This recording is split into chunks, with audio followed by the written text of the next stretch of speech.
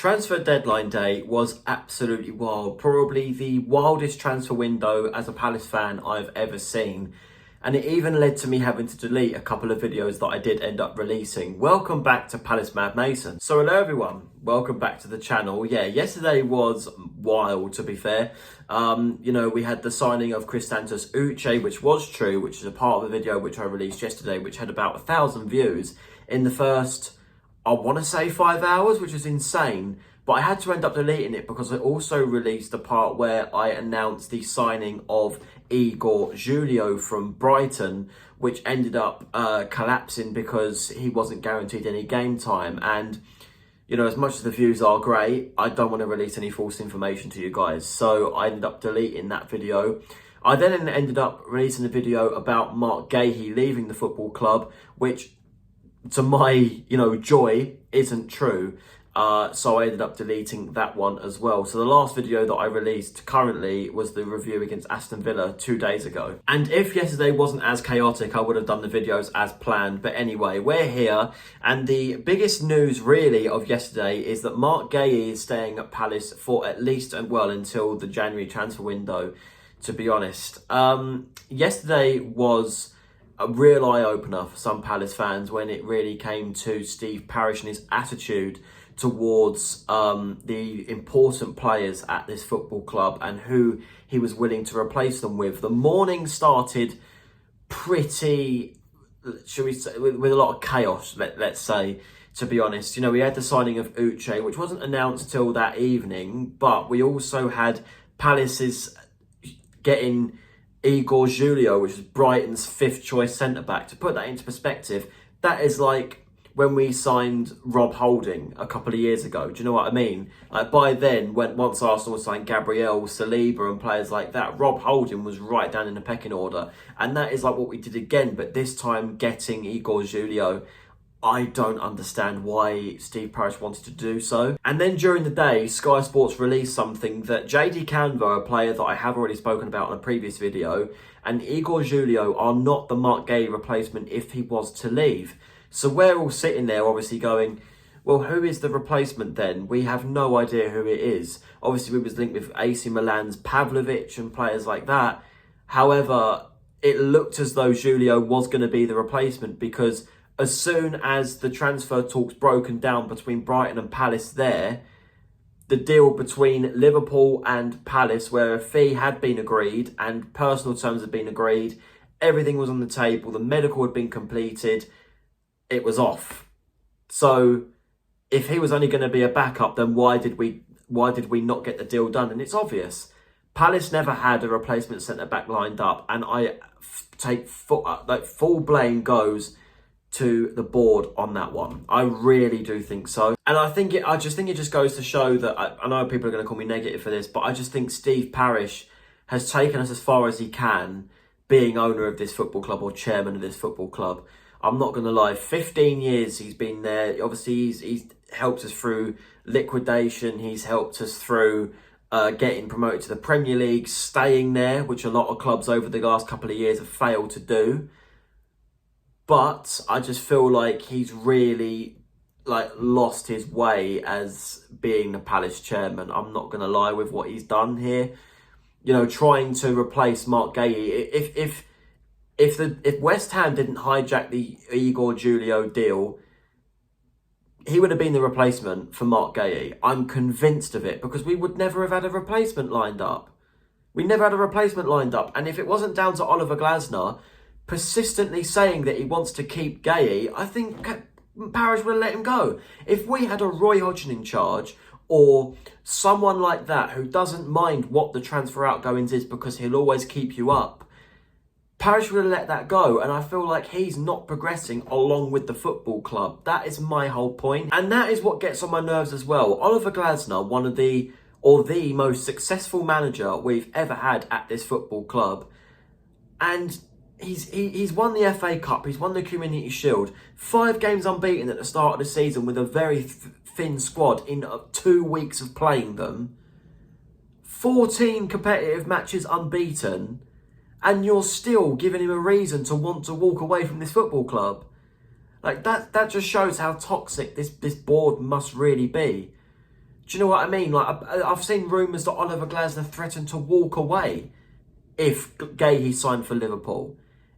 And people from the outside looking in that are not Palace fans are saying, oh, Glasner's being ungrateful. One player walks away. No, it's the transfer window as a whole. He's been let down time and time again in this window when he was promised that action would be taken earlier. Yes, this summer we did have the whole European CAS case, the UEFA case, everything else.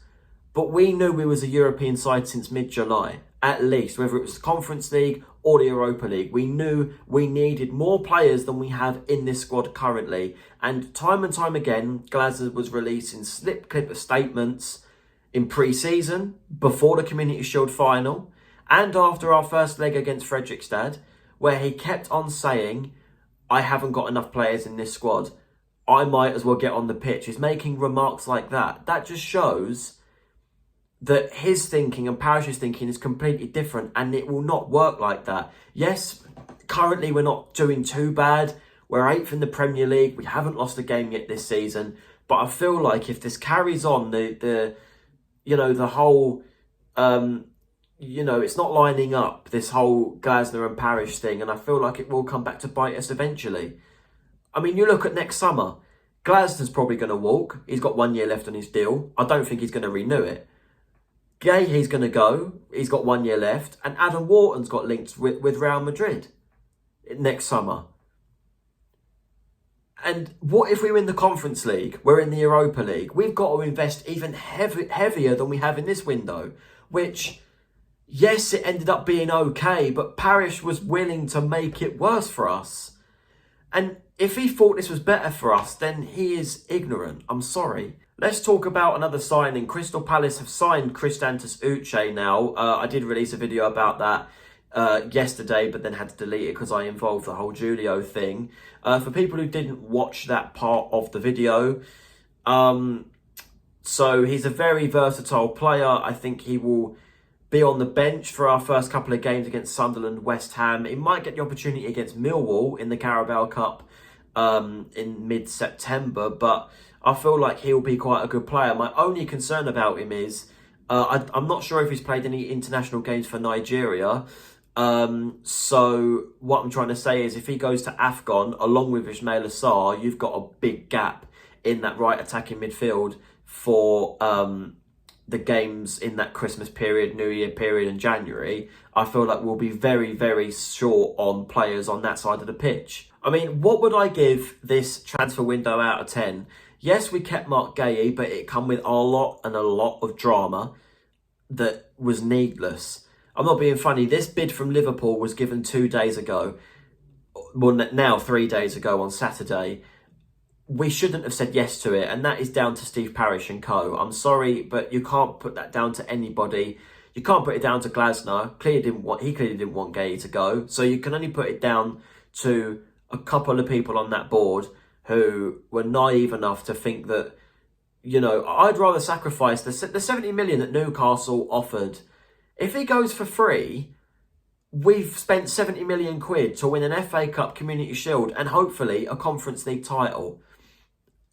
I'd happily take that. I'm sorry, but I don't see why some people want to cash in for him.